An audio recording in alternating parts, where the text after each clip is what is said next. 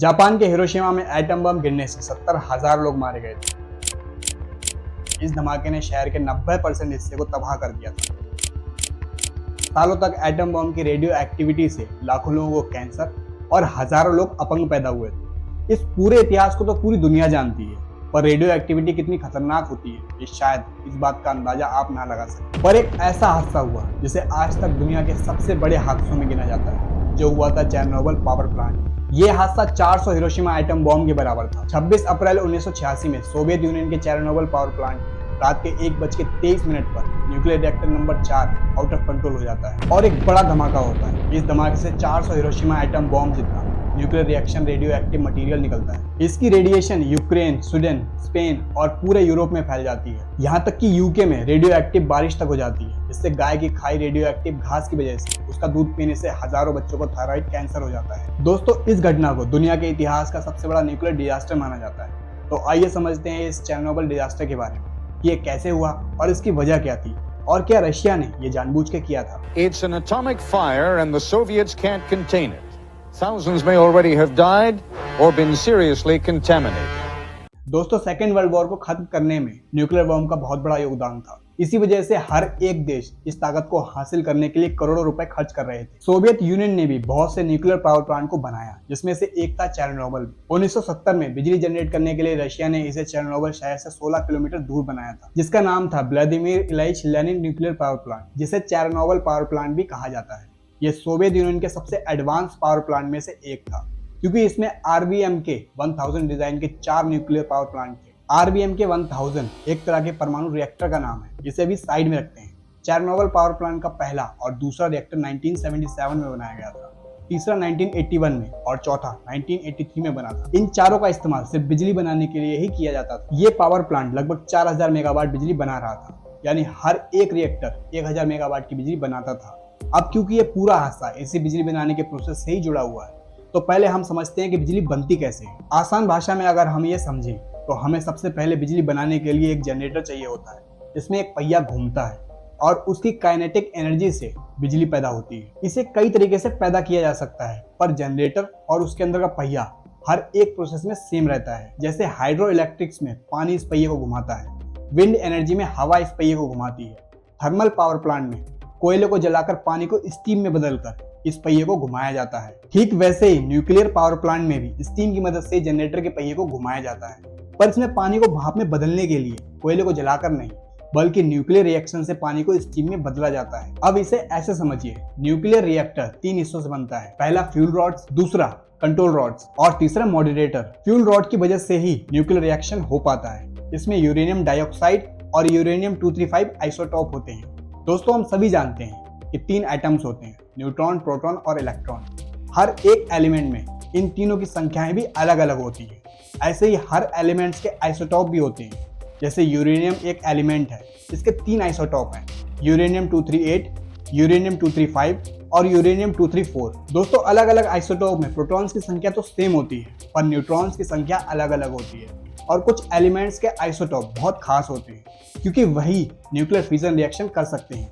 Uranium 235 भी उनमें से एक है, जो न्यूक्लियर फिजन रिएक्शन कर सकता है, यानी जिससे न्यूक्लियर एनर्जी बन सकती है। क्योंकि ये यूरेनियम 235 आइसोटोप स्टेबल नहीं रहते, यानी एक जगह रखे हुए भी ये टूटते हुए रेडिएशन छोड़ते रहते हैं और किसी न्यूट्रॉन्स के टकराने से भी टूट जाते हैं। यही न्यूक्लियर फिजन रिएक्शन बन जाता है। दोस्तों, अगर हम इसे और डिटेल में समझें तो इसमें एक एटम 2 में बट जाता है और 2-3 न्यूट्रॉन्स एक्स्ट्रा बन जाते हैं। साथ में बटने के दौरान एक छोटा सा धमाका भी होता है, जो थर्मल एनर्जी में बदल जाता है और उस पहिए को घुमाता है। लेकिन जो एक्स्ट्रा न्यूट्रॉन्स बनते हैं वो और दूसरे एटम से टकराते हैं और ऐसे ही चेन रिएक्शन लगातार होता रहता है, जिससे न्यूक्लियर चेन रिएक्शन भी कहते हैं। अब इस रिएक्शन को रोकने के लिए कंट्रोल रॉड्स का इस्तेमाल किया जाता है, जो कि बोरॉन कार्बाइड की बनी होती है।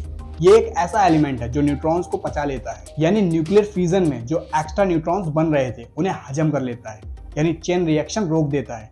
क्योंकि अब एक्स्ट्रा बने हुए न्यूट्रॉन्स को ये बोरॉन एब्जॉर्ब कर लेगा। न्यूक्लियर रिएक्टर की कोर में फ्यूल रॉड्स के साइड में कंट्रोल रॉड्स को भी लगाया जाता है, जिससे एक्स्ट्रा बनने वाली एनर्जी को रोका जा सके। ये जितना ज्यादा अंदर जाएगी उतनी ही एनर्जी बननी कम हो जाती है। अब ये दोनों जिनमें होते हैं इसे कहते हैं मॉडरेटर, जो कि ग्रेफाइट का बना होता है। ये चेन रिएक्शन को बढ़ाने का काम करता है, क्योंकि ग्रेफाइट असल में न्यूट्रॉन्स की एनर्जी को धीमा कर देता है, जिससे इधर उधर जाने की जगह न्यूट्रॉन्स दूसरे एटम से टकराए और रिएक्शन बढ़ जाए। अब एक बार आसान से शब्दों में समझते हैं। फ्यूल रॉड जिसमें यूरेनियम 235 है, इसमें रिएक्शन लगातार होता रहता है। इसके रिएक्शन को कम और कंट्रोल करने के लिए बोरॉन कार्बाइड्स की बनी कंट्रोल रॉड्स हैं और रिएक्शन को तेज करने के लिए ग्रेफाइट से बने ब्लॉक्स हैं। अब न्यूक्लियर रिएक्टर कुछ ऐसा होता है। दोस्तों, यह है बिजली बनाने वाली टरबाइन जो स्टीम की वजह से लगातार घूमती रहती है। न्यूक्लियर रिएक्शन की वजह से पानी स्टीम में बदल जाता है। दोस्तों, यहाँ पानी कूलेंट का भी काम करता है। रिएक्टर के आसपास ओवरहीटिंग को रोकने के लिए पानी की सप्लाई भी लगातार होनी जरूरी होती है। दोस्तों, चेरनोबिल पावर प्लांट में ये पानी पास के मैन मेड तालाब से लिया जाता था। पानी की सप्लाई लगातार होती रहे, इसलिए वाटर पंप हमेशा चलते रहते हैं।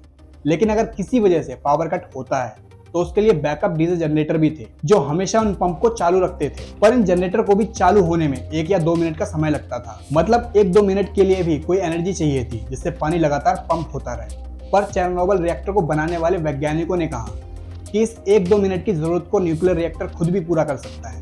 यानी पंप को 1-2 मिनट की बिजली इस रिएक्टर से ही मिल जाएगी। बिजली के जाने पर भी कुछ एक्स्ट्रा बनी स्टीम टरबाइन को घुमा रही होगी, उसी से ये पंप 1-2 मिनट चल सकता है। तो 26 अप्रैल 1986 को इसी चीज की टेस्टिंग चल रही थी, जिसका मकसद सिर्फ एक ही था कि अगर बिजली चली जाती है क्या उन टरबाइन्स के घूमने से इतनी इलेक्ट्रिसिटी जनरेट हो जाएगी कि इस वाटर पंप को 1-2 मिनट तक चालू रखा जा सके। पर रिएक्टर नंबर 4 पर यह कभी भी सक्सेसफुल नहीं हुआ। सभी की ये उम्मीद थी कि आज रात ये टेस्ट जरूर सक्सेसफुल होगा, क्योंकि इससे एक दिन पहले यानी 25 अप्रैल 1986 को इन सभी ने टेस्ट करने की कोशिश करी थी, पर हो नहीं पाया, जिस वजह से इस प्लांट के वर्कर्स को ढंग से नींद तक नहीं मिली थी। और फिर 26 अप्रैल को फिर यही टेस्ट रात 11 बजे से शुरू कर दिया गया। सभी वर्कर्स को काम दिया गया जो अभी 1600 मेगावाट की बिजली रिएक्टर नंबर 4 बना रहा है उसे घटाकर 700 मेगावाट पर लाया जाए। लेकिन जैसे ही वर्कर्स ने कंट्रोल रॉड्स को फ्यूल रॉड्स में डाला, इस रिएक्टर की पावर 30 मेगावाट पर चली गई।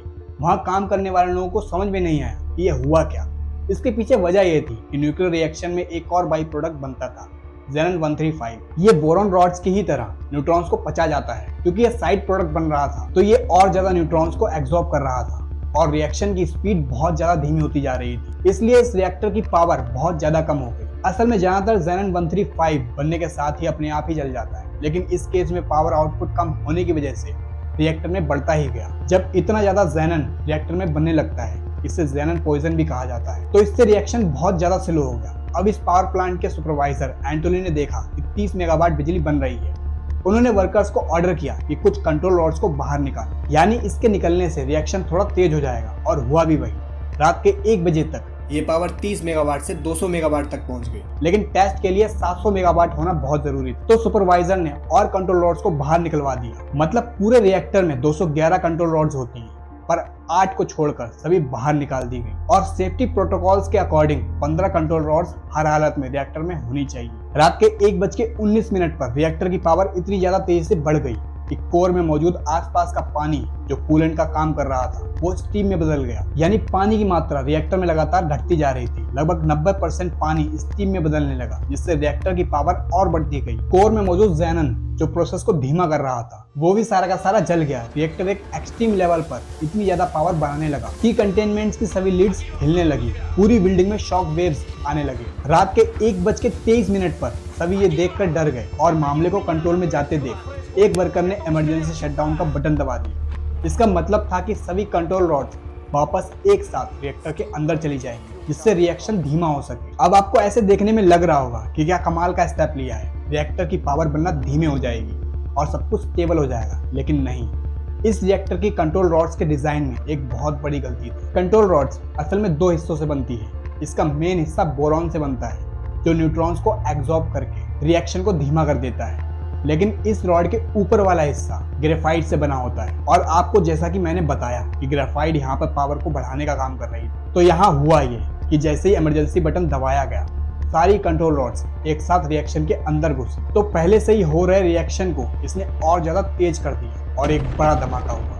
रिएक्टर की पावर 33,000 मेगावाट पर पहुंच गई। इस धमाके से रिएक्टर की कोर पिघलने लगी और 2-3 सेकंड के बाद ही इससे बड़ा एक धमाका हुआ। ये इतना बड़ा धमाका था कि रिएक्टर के ऊपर लगी 1000 टन की लीड्स हवा में उड़ गई। रेडियो एक्टिव मटीरियल हवा में फैलने लगा। दोस्तों, यहाँ ऐसा बताया जाता है कि दूसरा धमाका ग्रेफाइट ब्लॉक्स के पिघलने से हुआ था। वहां मौजूद 2 लोग मौके पर ही मारे गए, पर 100 से भी ज्यादा रेडियो एक्टिव एलिमेंट्स और लगभग 192 टन यूरेनियम फ्यूल आसमान में चला गया। आग लगने की वजह से दमकल कर्मचारी आग बुझाने पहुंच गए, पर उनमें से किसी को ये नहीं पता था कि ये आग कोई आम आग नहीं बल्कि ग्रेफाइट की आग है। इस आग को कंट्रोल में लाने के लिए 10 दिन लग गए। हेलीकॉप्टर से हजारों टन मिट्टी, रेत, बोरॉन, लिड जैसे एलिमेंट्स को इस आग पर गिराया गया, क्योंकि इसी से रिएक्शन को कंट्रोल में किया जा सकता था। पर यह बहुत मुश्किल और खतरनाक था, क्योंकि हेलीकॉप्टर्स को आग के ठीक ऊपर जाना पड़ता था। एक हेलीकॉप्टर तो इसी वजह से क्रैश हो गया था, जिसमें 4 लोग मारे गए थे। और सबसे खतरनाक बात तो यह है कि जिन फायर फाइटर्स ने इस आग को बुझाने के लिए कोशिश की थी, उन्हें उल्टी, चक्कर जैसे सिम्टम्स दिखने लगे और महीने भर में ही उनकी डेथ हो गई। करीब 28 फायर फाइटर्स कुछ महीने बाद ही मारे गए, कुछ तो 1-2 साल बाद मारे गए, और कुछ जो बच गए उन्हें 10 साल बाद कैंसर जैसे प्रॉब्लम्स हो गए। 10 दिन बाद दोस्तों आग तो बुझ गई, लेकिन रिएक्टर से बहुत ज्यादा मात्रा में गर्मी पैदा हो रही थी, जिसे कंट्रोल में करना नामुमकिन सा होता जा रहा था। इस गर्मी से रिएक्टर के बेस में दरारें आने लगी। ये सबसे खतरनाक चीज थी, क्योंकि इस रिएक्टर के ठीक नीचे एक रेडियो एक्टिव पानी से भरी टंकी थी। क्योंकि रिएक्टर से पैदा हुई हीट गलती से अगर पानी से छू जाए तो तुरंत ही स्टीम में बदल जाएगा, और जब ऐसा होता है तो इस वजह से भी एक धमाका होता है, क्योंकि लिक्विड्स बहुत कम जगह घेरते हैं पर गैसेस को ज्यादा जगह चाहिए होती है। तो पानी अचानक अगर भाप में बदलेगा तो जगह ना होने की वजह से एक बड़ा धमाका देखने को मिलेगा। सभी डरे हुए थे कि अगर ऐसा हुआ, ये अब तक के 2 धमाकों के मुकाबले सबसे घातक और बड़ा धमाका होगा, और रेडियो एक्टिव मटीरियल्स भी और ज्यादा फैलने लगेगा। दोस्तों, इसको रोकने के लिए सिर्फ एक ही तरीका था कि कोई उस पानी में खुद जाकर उस पानी को निकाल दे, पर सभी को पता था कि यह पानी कोई आम पानी नहीं बल्कि रेडियो एक्टिव पानी है। तो ऐसे में जो भी ऐसा करेगा वो अपनी जान को दांव पे लगाएगा। लेकिन इस काम को करने के लिए 3 हीरोज अपने हाथ में लेते हैं। Alexei Ananenko, Valeri Bespalov, Boris Baranov. 4 मई 1986 में आर्म से वाटर डाइविंग इक्विपमेंट पहनकर और एक लैंप की मदद से इन्होंने इस काम को अंजाम दिया। अब इन्हें हीरोज इसलिए भी कहा जाता है क्योंकि अगर ये तीसरा धमाका हो जाता तो लाखों लोग मारे जाते और पूरा यूरोप 5 लाख सालों के लिए बंद हो जाता, यानी पूरा यूरोप कॉन्टिनेंट रहने लायक नहीं रहता। अब इस रिस्क के खत्म हो जाने पर भी रेडियो एक्टिव कचरे को साफ करना अपने आप में एक बड़ा काम था।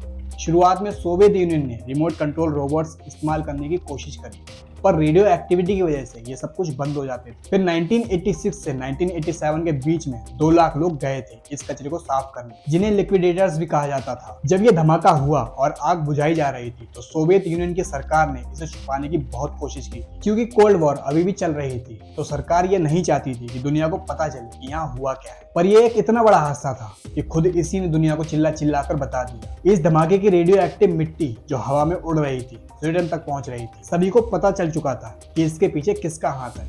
मजबूरी में 28 अप्रैल 1986 में सोवियत यूनियन ने कबूल किया कि यहाँ एक दुर्घटना हुई है। 2 मई 1986 तक इस पावर प्लांट के आसपास के 30 किलोमीटर तक इस एरिया को रेस्ट्रिक्टेड जोन कर दिया गया था। ये रेडियो एक्टिविटी कितनी खतरनाक होती है आप अंदाजा इससे लगा सकते हैं कि धमाके के कचरे को भी कवर करने के लिए एक बड़ी सीलबंद बिल्डिंग बनाई गई, जिसे नाम दिया गया सार्कोफेगस। नवंबर 1986 में ये बनकर तैयार हो गया था। इसे बनाने का सिर्फ एक ही मकसद था कि रेडियो एक्टिविटी किसी भी हालत में बाहर ना निकले, पर यह सीलबंद बिल्डिंग 28 साल में ही गलने लगा। तो फिर साल 2010 में 3 बिलियन खर्च करके एक सेफ कंटेनमेंट बनना शुरू हुआ और 2019 में इसे ठीक उसके ऊपर से पैक कर दिया गया। ऐसे कहा जाता है कि अगले 100 सालों तक ये रिएक्टर को बंद करके रखेगा। पर 2018 में यूनाइटेड नेशन साइंटिफिक कमेटी ने ये पता लगाया कि 20,000 बच्चों में थायराइड कैंसर देखने को मिला है, जो उस दुर्घटना के समय मौजूद थे। इसका रीजन ये बताया जाता है कि रेडियो एक्टिव मिट्टी जो हवा में थी वो घास पर गिरी और गाय ने इस घास को काफी टाइम तक खाया, जिस वजह से उनके दूध में आयोडीन 131 की मात्रा बहुत ज्यादा बढ़ती गई,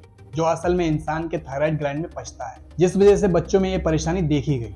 इतना ही नहीं, उस एरिया के पेड़ तक रेड कलर के हो गए, जिस वजह से आज भी उसे रेड फॉरेस्ट कहा जाता है। सोवियत यूनियन को इस दुर्घटना से लगभग $235 बिलियन का नुकसान हुआ। दुनिया इस हादसे के बाद इतनी डर चुकी थी कि 1989 में WANO यानी world association of nuclear operation की स्थापना की गई। इसका सिर्फ एक ही मकसद था कि दुनिया भर के न्यूक्लियर पावर प्लांट में सेफ्टी चेक की जाए और ये रिसर्च की जाए कि कैसे उनकी सेफ्टी बढ़ाई जा सकती है, जिससे फ्यूचर में हमें कोई ऐसा हादसा देखने को ना मिले। दोस्तों, अगर इस वीडियो से आपने कुछ सीखा हो तो लाइक जरूर करें, और आपको अगर ये जानना है कि दुनिया का पहला एटम बम किसने खोजा था तो इस वाली वीडियो को जरूर देखें। बड़ी ही कमाल की वीडियो है जिसमें ओपेनहाइमर कैसे भगवत गीता से इंस्पायर होकर दुनिया का सबसे ताकतवर हथियार बनाते हैं। ऐसी कमाल की वीडियोस को देखने के लिए चैनल को सब्सक्राइब जरूर करें। मिलते हैं नेक्स्ट वीडियो।